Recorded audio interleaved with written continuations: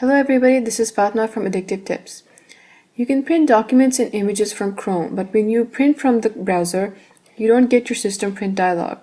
Instead, what you get is Chrome's own print dialog. The Chrome print dialog lets you change the size of the paper that you're printing on, the number of copies that are printing, custom margins, and it also lets you choose between portrait and landscape layouts.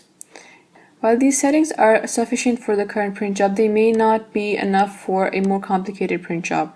If these settings are insufficient for your print job, you can always use the system print dialog.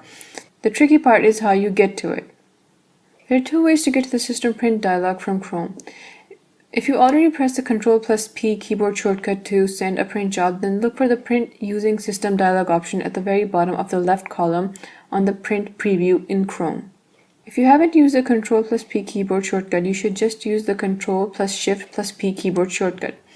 This will open the system print dialog directly. You can change whatever settings your printer supports and then send the job to your printer.